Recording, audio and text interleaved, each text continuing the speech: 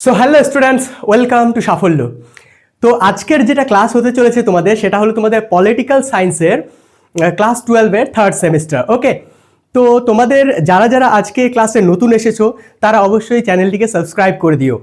আর তোমাদের যদি কোনো কোয়ারিজ থাকে ভিডিওর শেষে, তাহলে অবশ্যই সেগুলো কমেন্টে জানাবে এবং তোমরা কমেন্টে মোর লিখে জানাবে, যাতে আমি তোমাদের এরকম আরও ভিডিওস প্রোভাইড করতে পারি।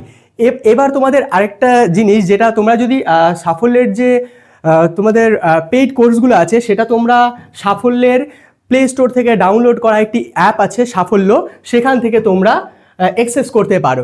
ওকে, এবার দেখো তোমাদের আজকের ক্লাসটা যেটা হতে চলেছে সেটা হলো তোমাদের প্রথম যেটা অধ্যায় আছে সমকালীন বিশ্ব রাজনীতি। তো প্রথম অধ্যায়ে তোমাদের 3টে ইউনিট আছে। তো প্রথম ইউনিটটা আমি যেটা আগের ক্লাস ছিল সেখানে করে দিয়েছি। এবার আজকে তোমাদের যেটা ইউনিট 2 সেটা করব। তো ইউনিট 2 এর প্রথম একটা ভাগ আছে সম্মিলিত জাতিপুঞ্জ। তো সম্মিলিত জাতিপুঞ্জ এবং তার সকল দিকসমূহ আমরা আজকের ক্লাসটাতে দেখব। ওকে, তো তোমরা অনেকে যারা আছো ক্লাস করছো কিন্তু কমেন্ট করছো না, তোমরা কমেন্টে জানাবে প্রেজেন্ট স্যার, আমি আগ্রহী দেখতে যে কারা কারা ক্লাস করতে এসছো। এবার সম্মিলিত জাতিপুঞ্জের আমরা ভূমিকাটা দেখে নিই। সবার প্রথমে এর বেসিক জিনিসগুলো দেখে নিই, বেসটা দেখে নিই। এখানে দ্বিতীয় বিশ্বযুদ্ধের পর একটা ভয়াবহ যুদ্ধ হয়েছিল, সেটার পর বিশ্ব শান্তি এবং নিরাপত্তা রক্ষার জন্য একটি আন্তর্জাতিক সংস্থা গঠন করা হয়। এই যে তোমাদের দ্বিতীয় বিশ্বযুদ্ধের পর বানানো হয়েছিল সম্মিলিত জাতিপুঞ্জ, এই যে আইডিয়াটা, এটা কিন্তু কোনো নতুন আইডিয়া নয়। এটা হলো তোমাদের একটা পুরনো আইডিয়া, যেটা জাতিসংঘ প্রথম বিশ্বযুদ্ধের পর বানানো হয়েছিল। তোমাদের জাতিসংঘ যখন প্রথম বিশ্বযুদ্ধ শেষ হয় তোমাদের, তখন তোমাদের 1919 খ্রিস্টাব্দে তোমাদের প্রথম বিশ্বযুদ্ধ শেষ হওয়ার পর একটি সংস্থা বানানো হয়, যার উদ্দেশ্য ছিল যে পৃথিবীতে আর এইরূপ ভয়াবহ যুদ্ধ যাতে না হয়, বিশ্বযুদ্ধের মতো এক ভয়াবহ যুদ্ধ যাতে না হয়, সেই কারণে প্রথম বিশ্বযুদ্ধের পর জাতিসংঘ বানানো হয়েছিল।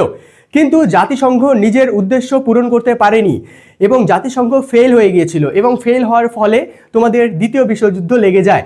তো দ্বিতীয় বিশ্বযুদ্ধ যখন চলছিল, তখন দ্বিতীয় বিশ্বযুদ্ধ চলাকালীন সময়ে অনেকে আছে যারা ভাবছিল যে একটি আবার জাতিসংঘের মতো সম্মিলিত জাতি একটা ইউনিয়ন হওয়া উচিত পুরো পৃথিবীর মধ্যে, যে কিনা করবে তোমাদের যেটা বিশ্বযুদ্ধ অথবা যেটা আন্তর্জাতিক যুদ্ধগুলো আছে সেগুলোকে নিয়ন্ত্রণ করবে এবং বিশ্ব শান্তি বজায় রাখবে। সে কারণে একটা আইডিয়া উঠে আসে, যেটা হলো তোমাদের সম্মিলিত জাতিপুঞ্জ। তো দ্বিতীয় বিশ্বযুদ্ধের যে ভয়াবহ পরিস্থিতি ছিল, তা তোমাদের তারপর বিশ্ব শান্তি এবং নিরাপত্তা রক্ষার জন্য একটি আন্তর্জাতিক সংস্থা গঠনের প্রয়োজনীয়তা দেখা যায়। তো এই প্রয়োজনীয়তা দেখা যাওয়ার পর 1941 খ্রিস্টাব্দে মার্কিন রাষ্ট্রপতি প্রথমবার এই প্রস্তাবটা তুলেছিল। মার্কিন রাষ্ট্রপতি যে ফ্র্যাঙ্কলিন ডি রুজভেল্ট ছিল তখনকার সময়ে 1941 সালে কংগ্রেসের মধ্যে কি করে কিছু নীতি ঘোষণা করেন, যা এই প্রচেষ্টার সূচনা করে। তিনি তাদের কংগ্রেসের মধ্যে, কংগ্রেস বলতে তাদের পার্লামেন্টে, আমেরিকান পার্লামেন্টে, আমাদের ইন্ডিয়ান পার্লামেন্টকে আমরা যেমন পার্লামেন্ট বলি, তো এখানে তোমাদের মার্কিন পার্লামেন্ট যেটা আছে সেটাকে কংগ্রেস বলা হয়। সেখানে কি করে, সেখানে কিছু নীতি ঘোষণা করে যা কিনা এই সম্মিলিত জাতিপুঞ্জ প্রতিষ্ঠার একটা সূচনা করে। এরপর তোমাদের 1943 খ্রিস্টাব্দে, 1941 খ্রিস্টাব্দে 2 বছর পর 1943 খ্রিস্টাব্দে তেহরান কনফারেন্স হয়, একটা মিটিং হয় অনেকগুলো দেশ মিলে। সেটা কোথায় হয়েছিল? সেটা হয়েছিল তেহরান হলো তোমাদের ইরানের রাজধানী তেহরান, ঠিক আছে, সেখানে হয়েছিল। তারপরে 1944 খ্রিস্টাব্দে ডাম্বাটার ওক সম্মেলন হয়েছিল। তার পরের বছর 1945 খ্রিস্টাব্দে দুটো পরপর একটা মিটিং হয়েছিল, যেগুলো সেটা হলো তোমাদের ইয়াল্টা কনফারেন্স এবং তোমাদের সান ফ্রান্সিসকো কনফারেন্স। তো এর মাধ্যমে তোমাদের জাতিপুঞ্জের যে গঠন আছে সেটার পথটা সুগম হয়ে গেছিল। তারপরে 1945 খ্রিস্টাব্দে ফাইনালি 1945 খ্রিস্টাব্দের 28শে অক্টোবর ইউনাইটেড নেশনস হলো সম্মিলিত জাতিপুঞ্জের ইংরেজি নাম, ইউনাইটেড নেশনস। তো ইউনাইটেড নেশনস অর্গানাইজেশন, এটাকে শর্টে বলা হয় ইউএনও। তো ইউনাইটেড নেশনস অর্গানাইজেশন আনুষ্ঠানিকভাবে প্রতিষ্ঠিত হয়, যেখানে কিনা সবার প্রথমে যেই কটি দেশ মিলে এটি বানিয়েছিল সেটা হলো 51টি দেশ ছিল সেখানে, সেই সনদে স্বাক্ষর করে। এর পরবর্তীকালে তো অনেকগুলো দেশ বর্তমানে ইউএনওর আন্ডারে চলে এসেছে, মানে ইউএনওর সঙ্গে যোগদান করেছে। তারপর এর প্রধান লক্ষ্য কি ছিল? এর প্রধান লক্ষ্য ছিল বিশ্ব শান্তি বজায় রাখা, যাতে দ্বিতীয় বিশ্বযুদ্ধ এবং প্রথম বিশ্বযুদ্ধের মতো ভয়াবহ যুদ্ধের মতো পরিস্থিতি পৃথিবীতে সৃষ্টি হলে যাতে তাকে আগেই আটকানো যায়, সেই জিনিসটাকে আগেই আটকানো যায়। তারপরে ভবিষ্যৎ প্রজন্মকে যুদ্ধের ভয়াবহ থেকে রক্ষা করা এবং আন্তর্জাতিক সহযোগিতা বলতে বিভিন্ন দেশের সঙ্গে বিভিন্ন দেশের যে হেল্প করা, সহযোগিতা করা সেটা। তারপর কি হয়? সম্মিলিত জাতিপুঞ্জের প্রস্তাবনা। যখনই কোনো একটা জিনিস তৈরি করা হয়, সংবিধান তৈরি করা হয়, তখন তার একটা প্রস্তাবনা আসে। তোমরা যখন আমাদের ভারতের যে সংবিধান আছে তারও প্রস্তাবনা অবশ্যই শুনেছ। ভারতের সংবিধানের যে প্রস্তাবনাতে কি বলা হয়েছে? সেখানে বলা হয়েছে, we the people of India having solemnly resolved to constitute India into a sovereign, socialist, secular, democratic and republic। তো এইটুকু জায়গার মধ্যে আমাদের ভারতটার রূপ কীরকম হবে, ভারত কীরকমভাবে চলবে, পুরো জিনিসটাকে কয়েকটা ওয়ার্ডের মধ্যে বলে দেওয়া হয়েছে। তো এই যে প্রস্তাবনা আছে, এই প্রস্তাবনার উদ্দেশ্যই হলো এটা যে সংবিধানের মধ্যে পুরো যেই কথাটা বলা থাকে এবং রাষ্ট্র বা কোনো সংগঠনের যেটা উদ্দেশ্য থাকে সেটাকে শর্টে বলা হলো প্রস্তাবনার মুখ্য উদ্দেশ্য। তো এখানে দেখো, প্রস্তাবনা হলো তোমাদের কোনো সংবিধান বা সনদের আদর্শ ও উদ্দেশ্য যে আছে তা প্রতিফলন করে, আদর্শ এবং উদ্দেশ্যকে প্রতিফলন করে তোমাদের প্রস্তাবনা। তারপরে এটি কি করে? এটি সংবিধানের আনুষ্ঠানিক অংশ না হলেও তা মূল ভাবনা এবং লক্ষ্যকে স্পষ্টভাবে প্রকাশ করে। ইউনাইটেড নেশনস অর্থাৎ সম্মিলিত জাতিপুঞ্জ যে আছে, এর সনদের প্রস্তাবনায় কি করা হয়েছে? বিশ্ব শান্তি, ঐক্য এবং মানব কল্যাণের প্রতি দৃঢ় অঙ্গীকার প্রকাশ করা হয়েছে প্রস্তাবনার মধ্যে। তাহলে প্রস্তাবনার মধ্যেই মূল কথাটা বলে দেওয়া হয়েছে যে সম্মিলিত জাতিপুঞ্জ কেন বানানো হয়েছিল। সেটা বানানো হয়েছে বিশ্ব শান্তির জন্য, ঐক্যের জন্য এবং মানব কল্যাণের জন্য। তারপরে তোমাদের যেটা এখানে প্রথম লাইনটা আছে সেটা হলো, আমাদের ভারতের যে সংবিধান সেটা শুরু হয় we the people of India, তেমনি তোমাদের এখানে সবার প্রথমে শুরু হয় ইউনাইটেড নেশনসের যে সংবিধান আছে তার প্রস্তাবনায় শুরু হয় we the people of United Nations. Okay, তারপরে এই ঘোষণার মাধ্যমে তোমাদের বিশ্বজনীন যে গণতান্ত্রিক চেতনা এবং ঐক্য যে আছে তার ধারণাকে তুলে ধরা হয়েছে। প্রস্তাবনার মূল লক্ষ্যগুলো কি কি? এখানে দেখো, সবার প্রথমে তো যুদ্ধ পরিহার করা, এই যে সম্মিলিত জাতিপুঞ্জের প্রস্তাবনা। তারপরে সমান অধিকার দেওয়া, প্রতিটি দেশকে, প্রতিটি নাগরিককে সমান অধিকার দেওয়া। তারপরে আইনের প্রতি সম্মান করা। তারপরে যেটা আছে তোমাদের সামাজিক অগ্রগতি করা এবং তোমাদের শান্তিপূর্ণ সহাবস্থান করা। এখানে যুদ্ধ পরিহার কি? যুদ্ধ পরিহার হলো ভবিষ্যৎ প্রজন্মকে যুদ্ধের ভয়াবহ হাত থেকে রক্ষা করাই হলো এর মুখ্য উদ্দেশ্য। তারপর সমানাধিকার, পৃথিবীর সকল মানুষের, সকল দেশের একটা সমান মর্যাদা এবং অধিকার সমানভাবে স্বীকৃত দেওয়া হয়েছে এখানে। তারপরে তোমাদের আইনের প্রতি সম্মান। এখানে আইনের প্রতি সম্মান বলতে আন্তর্জাতিক আইন এবং চুক্তির প্রতি শ্রদ্ধা বজায় রাখা, যাতে কোনো দেশ অন্য দেশের যে তোমাদের যেটা কি বলবো ইন্টিগ্রিটি আছে সেটাকে নষ্ট না করে। তারপরে এটা হলো তোমাদের সামাজিক অগ্রগতি। সামাজিক অগ্রগতি হলো তোমাদের উন্নত জীবনযাত্রা এবং তোমাদের স্বাধীন পরিবেশ যে আছে, স্বাধীন পরিবেশকে নিশ্চিত করা হলো সম্মিলিত জাতিপুঞ্জের যে প্রস্তাবনা তার উদ্দেশ্য, অর্থাৎ সম্মিলিত জাতিপুঞ্জেরই মূল উদ্দেশ্য, এটাকেই প্রস্তাবনাতে শর্টে বলা হয়েছে। এবং শান্তিপূর্ণ সহাবস্থান বলতে আশেপাশের দেশগুলো যারা আছে তারা যাতে শান্তিপূর্ণভাবে বসবাস করে সেটাই। এখানে বলা হয়েছে কি? এখানে বলা হয়েছে যে তোমাদের সব রাষ্ট্রের মধ্যে সহযোগিতা এবং শান্তি বজায় রাখা এর মুখ্য উদ্দেশ্য।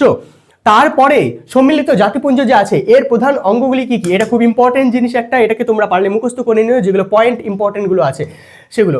এখানে সম্মিলিত জাতিপুঞ্জের প্রধান অঙ্গ এবং বিভাগ যেটা আছে এটা 6টি। কি কি আছে? প্রথমে তো সাধারণ পরিষদ, তোমরা এগুলোকে মুখস্থ করে নিও। সাধারণ সভা বা সাধারণ পরিষদ, এটা পরিষদের জায়গায় তুমি সভা বললেও তোমাদের বইতে থাকতে পারে, হ্যাঁ, তো এখানে সভা হিসাবে থাকতে পারে। তো সাধারণ সভা, ওকে, সাধারণ সভা বা সাধারণ পরিষদ। তারপরে তোমাদের আছে যেটা হলো নিরাপত্তা পরিষদ। তারপরেরটা আছে অর্থনৈতিক এবং সামাজিক পরিষদ।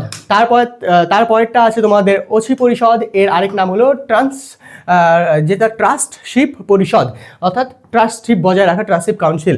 আরেকটা হলো তোমাদের যেটা আন্তর্জাতিক আদালত এবং তোমাদের আছে সচিবালয়। এখানে সাধারণ পরিষদের জিনিসটা কি? সাধারণ পরিষদ এটি সমস্ত রাষ্ট্রের মধ্যে সমস্ত রাষ্ট্রের যে প্রতিনিধিগণ আছে তাদেরকে নিয়ে গঠিত একটি নীতি নির্ধারণ অঙ্গ। আর সাধারণ সভা হলো সবচেয়ে বড় একটা অঙ্গ। নিরাপত্তা পরিষদ কি? নিরাপত্তা পরিষদ হলো সিকিউরিটি কাউন্সিল, আন্তর্জাতিক শান্তি এবং নিরাপত্তা বজায় রাখার যাদের উপর দায়িত্ব থাকে সেটাই হলো নিরাপত্তা পরিষদ। এই নিরাপত্তা পরিষদ সবচেয়ে বেশি পাওয়ারফুল এই সম্মিলিত জাতিপুঞ্জের মধ্যে। তারপরে অর্থনৈতিক এবং সামাজিক পরিষদ, বিভিন্ন দেশের মধ্যে অর্থনৈতিক, বাণিজ্য, সামাজিক যেটা ভাব আদান প্রদান, তারপরে তোমাদের পরিবেশগত সমস্যা, এগুলো নিয়ে আলোচনা এবং নীতি নির্ধারণ করা হলো অর্থনৈতিক এবং সামাজিক পরিষদের একটি মূল লক্ষ্য। তারপরে ট্রাস্টশিপ পরিষদ বা তোমাদের যেটা অচি পরিষদ আছে, এটা হলো মূলত ট্রাস্টভুক্ত এলাকাগুলো, ট্রাস্টভুক্ত এলাকা যেগুলো সাধারণত স্বাধীন হয়নি তখনকার সময়ে, তাদের কথা বলা হয়েছিল, তত্ত্বাবধান করতো। এবং বর্তমানে এর কাজ সাময়িকভাবে স্থগিত হয়ে গেছে, কারণ এর কাজ বর্তমানে তেমন কোনো নেই, কারণ এর কাজ পূরণ হয়ে গেছে। তারপরে আন্তর্জাতিক আদালত যেটা আছে, আন্তর্জাতিক আদালতের আরেক নাম হলো আইসিজে বলা হয়, international council, international court of justice.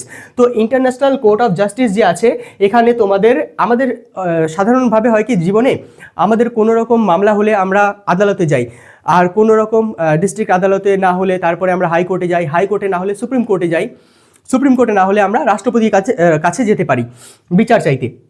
কিন্তু তোমাদের এই যে বিভিন্ন দেশের মধ্যে যখন দ্বন্দ্ব হয়, তখন দেশের দ্বন্দ্বগুলো তো কোনো দেশের সুপ্রিম কোর্ট বা হাইকোর্ট এগুলোকে কি বলবো সলভ করতে পারবে না। সে কারণে একটি আন্তর্জাতিক বিচারালয় বা আন্তর্জাতিক আদালত বানানো হয়েছে, যেটা ইন্টারন্যাশনাল কোর্ট অফ জাস্টিস। সেটার মধ্যে যতগুলো দেশ আছে এর মেম্বার, তাদের যে যতগুলো সমস্যা আছে সেগুলোকে, দেশের মধ্যে যেগুলো দ্বন্দ্ব সেগুলোকে সলভ করার কাজ করে এই আন্তর্জাতিক আদালত। তারপরে সচিবালয়, যেটাকে সেক্রেটারিয়েট বলা হয়, এই সম্মিলিত জাতিপুঞ্জের আন্ডারে সবচেয়ে হেড যে থাকে সে হলো মহাসচিব। তো এই যে মহাসচিব যে আছে, সে সচিবালয় এবং মহাসচিব এই সচিবালয়েরই আন্ডারে। এখানে তোমাদের এটি জাতিসংঘের প্রশাসনিক অঙ্গ এবং যা প্রতিদিনের সমস্ত কাজ যেটা তোমাদের সম্মিলিত জাতিপুঞ্জের মধ্যে করতে হবে, সেটা করার দায়িত্ব এনার উপরেই থাকে। তারপরে আমরা এবার আস্তে আস্তে এক একটা করে পয়েন্ট দেখবো। এখানে সবার প্রথমে পয়েন্টটা কি ছিল, সাধারণ সভা। এরকম সাধারণ সভা, নিরাপত্তা পরিষদ, অর্থনৈতিক এবং সামাজিক পরিষদ, তারপরে অচি পরিষদ, আন্তর্জাতিক বিচারালয় এবং সচিবালয়, এরকম করে আমরা এক একটা পয়েন্টকে আমরা ডিটেলে দেখবো। এবার সাধারণ সভা ইউনাইটেড নেশন সংস্থার মধ্যে সম্মিলিত জাতিপুঞ্জ, মনে রাখবে এর সাধারণ সভা হলো সবচেয়ে গুরুত্বপূর্ণ এবং তোমাদের বৃহত্তম অঙ্গ, যেখানে সব সদস্য রাষ্ট্রগুলোর সমান প্রতিনিধিত্ব এবং একটি করে ভোটাধিকার পায়। এখানে যখনই কোনো একটা বিষয়ে ভোট হয়, তখন সমস্ত রাষ্ট্রগুলো একটা মাত্র ভোট দিতে পারে।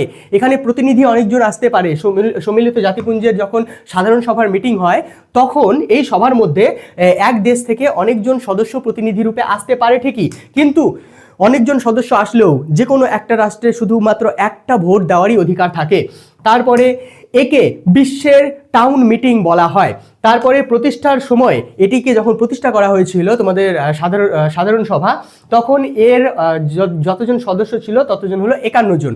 এখানে সাধারণ সভার সদস্য 51 জন ছিল, কারণ সম্মিলিত জাতিপুঞ্জ যখন শুরু করা হয়েছিল তখন তার প্রাইম যেগুলো মেম্বারশিপ ছিল, যেগুলো সবার প্রথমেই জুড়ে গিয়েছিল, তারা ছিল 51 জন।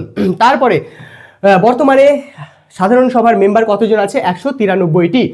প্রতি বছর সেপ্টেম্বর মাসে এর অধিবেশন হয়, প্রতি বছর তাহলে সেপ্টেম্বর মাসে এর মিটিং বসে এবং প্রয়োজনে বিশেষ অধিবেশনও ডাকা হয়। কিন্তু যদি প্রয়োজন হয়, বিশেষ পরিস্থিতি সৃষ্টি হয় বিশ্বের মধ্যে, তখন একটা প্রয়োজনে বিশেষ অধিবেশনও ডাকা হতে পারে, বিশেষ মিটিংও ডাকা হতে পারে। সাধারণ সভার প্রধান কাজ এবং ক্ষমতাগুলি কি কি? সাধারণ সভার প্রধান কাজ হিসাবে সবার প্রথমে বলা হয়েছে আলোচনা এবং সুপারিশ করা। সেখানে বিভিন্ন দেশ এসে বিভিন্ন রকম আলোচনা করে এবং সুপারিশ করে। সুপারিশ বলতে বিভিন্ন দেশ নিজের যেগুলো আবদার সেগুলো রাখে। যেমন আন্তর্জাতিক গুরুত্বপূর্ণ বিষয়ে মানবাধিকার, নিরস্ত্রীকরণ কি, কোনো দেশ যাতে ভয়ানক অস্ত্র বেশি না জমায়। বেশি জমালে কি হবে? সে যুদ্ধ করার এবং যুদ্ধ মোকাবিলা করার একটা তোমাদের প্রস্তুতি নিচ্ছে। সে কারণে কি হয়, নিরস্ত্রীকরণ জিনিসটা অতি আবশ্যক, যাতে দেশগুলো অতিরিক্ত পরিমাণে অস্ত্র না জোগাড় করে। তাহলে কি হবে, সে তার একটা ইঙ্গিত থাকে যে সে ভবিষ্যতে কারো না কারোর উপরে বা কোনো দেশের উপরে আক্রমণ করতে চলেছে প্রস্তাব গ্রহণ করা। তারপরে কি হচ্ছে, শান্তি এবং নিরাপত্তা। শান্তি এবং নিরাপত্তা কি? আন্তর্জাতিক শান্তি সংক্রান্ত বিষয়ে এখানে আলোচনা এবং সুপারিশ করা হয়। আর শান্তি এবং নিরাপত্তা অবশ্যই জানো, তোমাদেরকে প্রথমেই বললাম যে সম্মিলিত জাতিপুঞ্জের সবচেয়ে ইম্পর্টেন্ট যেটা কাজ সেটা হলো শান্তি এবং নিরাপত্তা বজায় রাখা পুরো পৃথিবীর মধ্যে। তারপরে নিরস্ত্রীকরণ। নিরস্ত্রীকরণ কথার অর্থ হলো অস্ত্র নিয়ন্ত্রণ এবং নিরস্ত্রীকরণে উদ্যোগ নেওয়া, যাতে দেশগুলো বেশি বেশি পরিমাণে ভয়ানক অস্ত্র না জোগাড় করে বা জমায়। তারপরে তোমাদের আইন প্রণয়ন করা। এখানে কোন আইন প্রণয়ন করার কথা বলা হয়েছে? আন্তর্জাতিক আইন। বিভিন্ন বিষয়ে আন্তর্জাতিক আইন বানানো যাতে বিভিন্ন দেশ মানে। এমনই অনেক তোমাদের যেগুলো আছে, তোমাদের আমাদের এই যে প্রকৃতি সংক্রান্ত, প্রকৃতিকে বাঁচাতে হবে এই সংক্রান্ত কিছু কিছু আইনও এখান থেকে পাশ করা হয়েছিল, প্রণয়ন করা হয়েছিল। তারপরে যেটা তত্ত্বাবধান। কোন ধরনের তত্ত্বাবধানের কথা বলা হয়েছে? এখানে বিভিন্ন পরিষদের রিপোর্ট গ্রহণ করা এবং পর্যালোচনা করা, সেখানে রিসার্চ করা হয় বিভিন্ন পরিষদের যে রিপোর্টগুলো আছে। বিভিন্ন পরিষদ বলতে এই যে তোমাদের নিরাপত্তা পরিষদ, অর্থনৈতিক এবং সামাজিক পরিষদ, এগুলোর রিপোর্ট তো আছেই, এবং সঙ্গে আরও যেগুলো আন্তর্জাতিক সংগঠন আছে যেমন WHO, ইউনেস্কো, ইউনিসেফ, এগুলোর যেগুলো রিপোর্ট আছে সেগুলোকেও এখানে পর্যালোচনা করা হয়, পর্যবেক্ষণ করা হয় এবং রিসার্চ করা হয় ওগুলো নিয়ে। তারপরে তোমাদের নির্বাচন বলতে নিরাপত্তা পরিষদের অস্থায়ী সদস্য যারা আছে তারা অর্থনৈতিক এবং সামাজিক পরিষদের যতজন সদস্য আছে এবং মহাসচিব, এখানে নির্বাচনের কাজ এখানেই হয়। তাহলে নিরাপত্তা পরিষদের অস্থায়ী সদস্যদের নির্বাচন, কারণ স্থায়ী সদস্যদের নির্বাচন হয় না, স্থায়ী সদস্য যারা আছে তারা চেঞ্জ হয় না, 5 জন আছে, কিন্তু 5টি দেশ আছে, কিন্তু নিরাপত্তা পরিষদের যে অস্থায়ী সদস্য আছে তারা চেঞ্জ হতে থাকে প্রতি 2 বছরে। তো এই যে প্রতি 2 বছরের অন্তরালে যে নিরাপত্তা পরিষদের অস্থায়ী সদস্যরা চেঞ্জ হচ্ছে, তার ভোটটা এই সাধারণ সভার মধ্যেই হয়। তারপর অর্থনৈতিক এবং সামাজিক পরিষদের যতজন সদস্য আছে তাদের নির্বাচনের কাজটা এই সাধারণ সভার মধ্যে হয়, এবং মহাসচিবের নির্বাচনের কাজটাও এই সাধারণ সভার মধ্যেই হয়। তারপরে আর্থিক দায়িত্ব যেটা আছে সেটা হলো বাজেট প্রণয়ন করা এবং অনুমোদন করা। কারণ আন্তর্জাতিক সংগঠন হিসাবে যেহেতু উঠে এসেছে তোমাদের সম্মিলিত জাতিপুঞ্জ, সে কারণে টাকা পয়সা তো লাগবেই, না হলে এটাকে চালানো যাবে কি করে? সেই কারণে বাজেট প্রণয়ন করা এবং অনুমোদন করার দায়িত্ব এই সাধারণ সভার। তারপরে সনদ সংশোধন বলতে নির্দিষ্ট পদ্ধতিতে সনদের মধ্যে পরিবর্তনের ক্ষমতা থাকে এই সাধারণ সভার। এবার দেখো আমরা সাধারণ সভার পরে যেটা আছে নিরাপত্তা পরিষদ, সেটা দেখব। নিরাপত্তা পরিষদ ইউনাইটেড নেশনসের সবচেয়ে শক্তিশালী অঙ্গ নিরাপত্তা পরিষদ, যার প্রধান দায়িত্ব কি? এর সবচেয়ে ইম্পর্টেন্ট কাজ হলো পুরো পৃথিবীর মধ্যে আন্তর্জাতিক দিক থেকে শান্তি এবং নিরাপত্তা বজায় রাখা। এতে মোট 15 জন সদস্য আছে, যার মধ্যে 5 জন স্থায়ী সদস্য, বললাম একটু আগেই 5 জন স্থায়ী সদস্য আছে যারা কখনো চেঞ্জ হয় না। এই 5 জন স্থায়ী সদস্যের মধ্যে আছে আমেরিকা, রাশিয়া, তারপরে ফ্রান্স, তারপরে ব্রিটেন এবং তোমাদের চায়না। তো চায়না অর্থাৎ চীন। যুক্তরাষ্ট্র বলতে তোমাদের এখানে মার্কিন যুক্তরাষ্ট্রকে বলা হয়েছে, আমেরিকাকে USA, আর যুক্তরাজ্য বলতে এখানে UKকে বলা হয়েছে, ইংল্যান্ডকে। তার রাশিয়া তো তোমরা জানোই, ফ্রান্স জানো এবং চীন জানো। আর একটা মজাদার ব্যাপার যে দ্বিতীয় বিশ্বযুদ্ধে এই দেশগুলোই জিতেছিল, সেই কারণেই এরা পার্মানেন্ট মেম্বার হিসাবে আছে এখানে। আর 10টি অস্থায়ী সদস্য, আর এই 10টি অস্থায়ী সদস্য ওই যে সাধারণ সভার মধ্যে ভোট হয় এবং প্রতি 2 বছর এই 10 জন সদস্য চেঞ্জ হতে থাকে। এবং মনে করো কখনো ইন্ডিয়া আসলো, ইন্ডিয়ার জায়গায় কখনো তোমাদের নেপাল চলে আসলো, নেপালের জায়গায় কখনো তোমাদের মনে করো সৌদি আরবিয়া চলে আসলো, ঠিক আছে? তো এরকম করে চেঞ্জ হতেই থাকে। তারপরে এই যে পরিষদ আছে, এই পরিষদের অধিবেশনে যে কোনো সময় বসতে পারে। এই পরিষদের অধিবেশন অর্থাৎ মিটিং যে কোনো সময় বসতে পারে, এবং সভাপতির কার্যকাল 1 মাস। এবং এখানে যে সভাপতি নির্বাচন করা হয় এদের মধ্যে তার কার্যকাল শুধুমাত্র 1 মাস থাকে। খুব ইম্পর্টেন্ট প্রশ্ন এটা, ছোট্ট জিনিস যেটা চোখে পড়ে না, অবশ্যই ইম্পর্টেন্ট। আর ভোটদান পদ্ধতি, এই নিরাপত্তা পরিষদের মধ্যে ভোটদান পদ্ধতিটা কীরকম? প্রত্যেক সদস্যের একটি করে ভোট থাকে। এখানে 15 জন সদস্য রাষ্ট্র থাকে, তাহলে প্রত্যেকজন 15 জন সদস্যের একটি করে ভোটদানের অধিকার থাকে। আর গুরুত্বপূর্ণ বিষয়ে সিদ্ধান্ত নিতে 9টি ভোটের পাশাপাশি 5 জন স্থায়ী সদস্যের সম্মতি প্রয়োজন হয়। মনে করো কোনো একটা বিষয়ে যদি একটা কোনো রকম নির্বাচন করা হয় যে আজকে এই বিলটা পাস করা হবে কি না, তো এখানে টোটাল কতজন মেম্বার আছে? 15 জন মেম্বার আছে। তার মধ্যে 9 জন মেম্বারের সম্মতি জরুরি, 9 জন মেম্বারকে সম্মতি দিতেই হবে। এবং এই যে 10 জন আছে, এই 15 জন আছে, এই 15 জনের মধ্যে 5 জন যেহেতু স্থায়ী সদস্য, সেই কারণে এই 5 জনের ভোটটা তো লাগবেই। সঙ্গে তোমাদের বাকি আরও আলাদা আলাদা যেগুলো 10টি মেম্বার আছে, অস্থায়ী সদস্য, তাদের তাদের মধ্যে 4 জনকে তোমাদের সম্মতি দিতে হবে, তাহলে 5টি স্থায়ী মেম্বারের সম্মতি লাগবে এবং অস্থায়ী সদস্যের মধ্যে 10 জনের মধ্যে 4 জনের সম্মতি লাগবেই, তাহলেই তোমাদের যে কোনো বিল পাস হবে। তারপরে এখানে এটাই বলা হয়েছে, আর স্থায়ী সদস্যের ভিটো দেওয়ার ক্ষমতা আছে। যদি বলে বিলটা পাস করব না, তাহলে স্থায়ী সদস্যের মধ্যে মনে করো এখানে 15 জন সদস্য আছে, তার মধ্যে 14 জন সদস্য বললো হ্যাঁ বিলটাকে পাস করতে হবে, কিন্তু একজন এই পার্মানেন্ট সদস্যের মধ্যে একজন যদি বলে দেয় না বিল পাস হবে না, এত ক্ষমতা আছে এদের এই 5 জন স্থায়ী সদস্যের যে ওই বিলটা ওখানেই আটকে যাবে, ওখানে আর পাস হবে না। তো তাদের কোনো একজনের অসম্মতিতে প্রস্তাব বাতিল হতে পারে, যে কোনো প্রস্তাবই এখানে বাতিল হতে পারে। তারপরে প্রধান ক্ষমতা এবং কার্যাবলী, এখানে প্রধান ক্ষমতা এবং কার্যাবলী কি কি আছে নিরাপত্তা পরিষদের? এক তো তোমাদের বিশ্ব শান্তি এবং নিরাপত্তা রক্ষা করা হলো নিরাপত্তা পরিষদের সবচেয়ে বড় কাজ। নিরস্ত্রীকরণ, পৃথিবীর বিভিন্ন দেশ যদি ভয়ানক অস্ত্রগুলো যেগুলো আছে সেগুলো জমাতে শুরু করে, তাহলে নিরস্ত্রীকরণ, সেই দেশের যে অস্ত্রগুলো আছে সেই দেশের অস্ত্রগুলো বাজেয়াপ্ত করা, নিয়ন্ত্রণ করা এবং সেই দেশের সমস্ত অস্ত্রকে নষ্ট করে দেওয়ার ক্ষমতা আছে এই নিরাপত্তা পরিষদের। তারপরে নিয়োগ করা, মহাসচিব এবং আন্তর্জাতিক বিচারালয়ের যে বিচারপতি আছে তার নিয়োগের দায়িত্ব থাকে এই তোমাদের 15 জনের উপর। তারপরে বহিষ্কার করা এবং বরখাস্ত করা, সদস্য রাষ্ট্রগুলো যে আছে তাদের বিরুদ্ধে ব্যবস্থা নেওয়া। এই যে সদস্য রাষ্ট্র কতজন আছে সাধারণ সভার মধ্যে? 193 জন। এই 193 জনের বিরুদ্ধে ব্যবস্থা নেওয়া যেতে পারে এবং তাদেরকে এই যে সম্মিলিত জাতিপুঞ্জ আছে সেখান থেকে বের করেও দিতে পারে, ঠিক আছে? তাহলে এটা হলো নিরাপত্তা পরিষদের আরেকটি ক্ষমতা। এবং আরেকটি ক্ষমতা যেটা বলেছে সেটা হলো সনদ সংশোধন, সেখানে হলো সনদের মধ্যে পরিবর্তন এবং তোমাদের পরিবর্তনের ক্ষেত্রে এটি গুরুত্বপূর্ণ ভূমিকা পালন করে। তারপরে যেটা আছে তোমাদের অর্থনৈতিক এবং সামাজিক পরিষদ।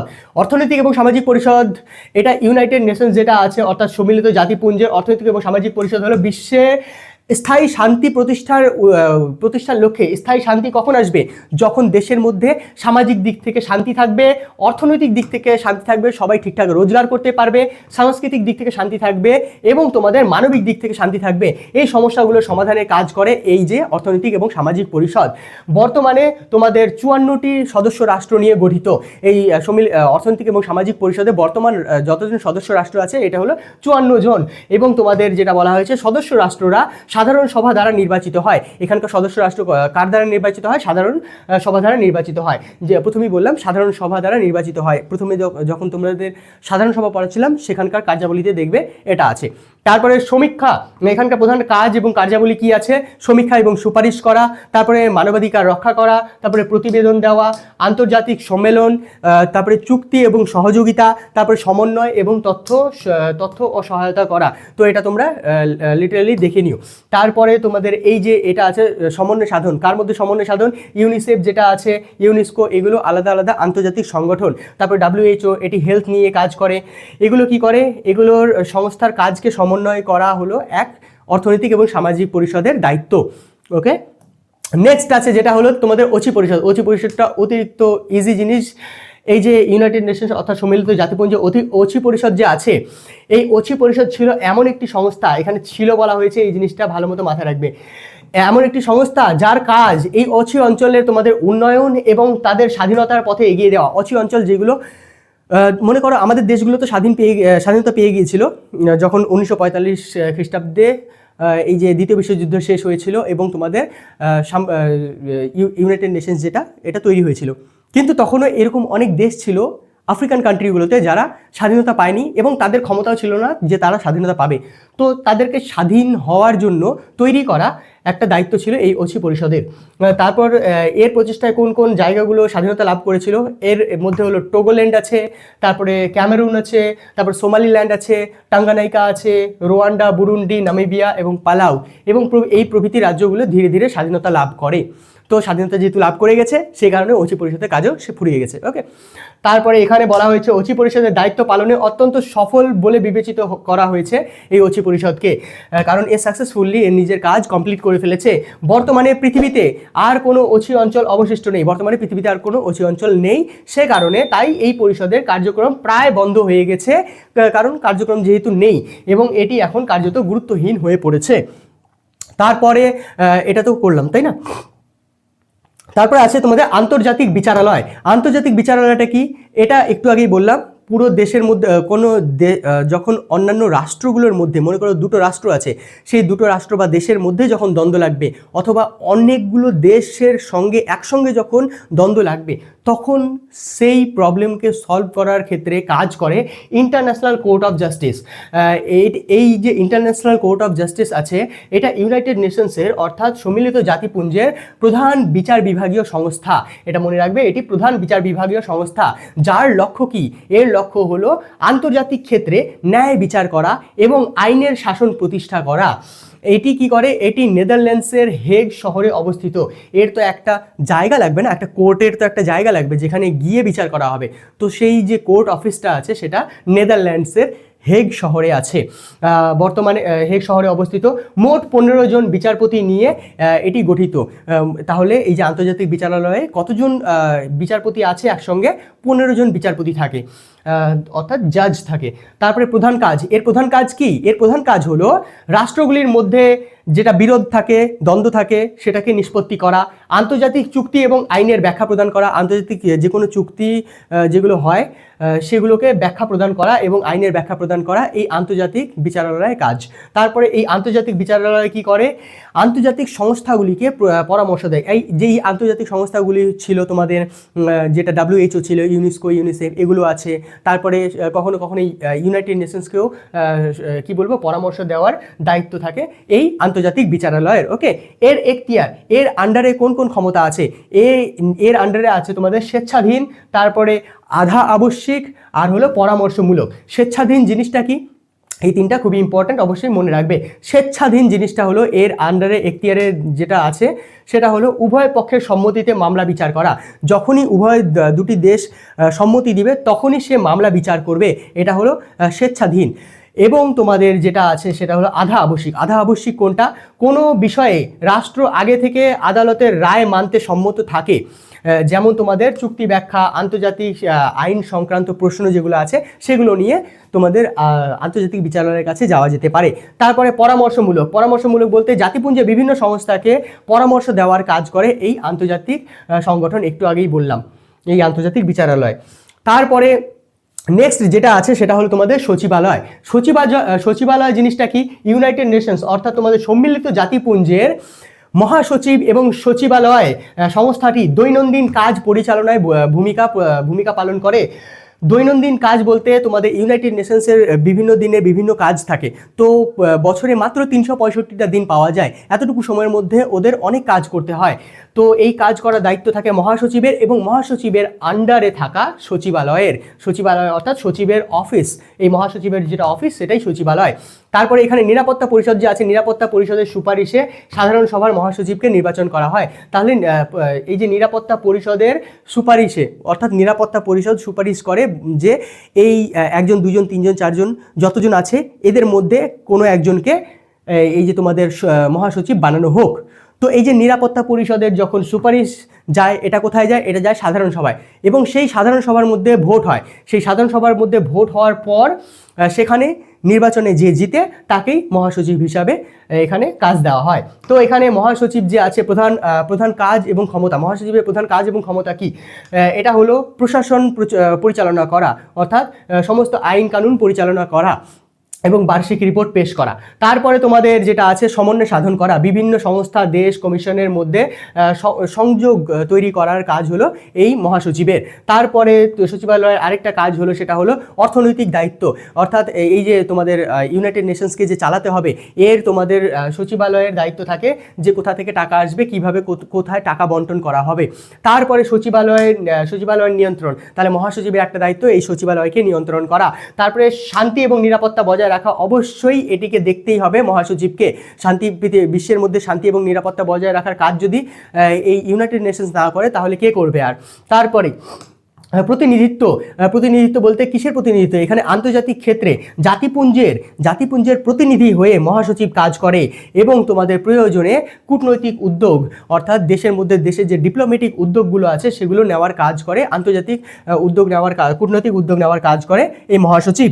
ওকে, তো আমরা very important questions from today's class, আজকের ক্লাস থেকে আমরা কিছু ইম্পর্টেন্ট কোয়েশ্চেন্স দেখে নিই। এখানে সবার ইম্পর্টেন্ট কোয়েশ্চেনের মধ্যে সর্বপ্রথমে কি আছে?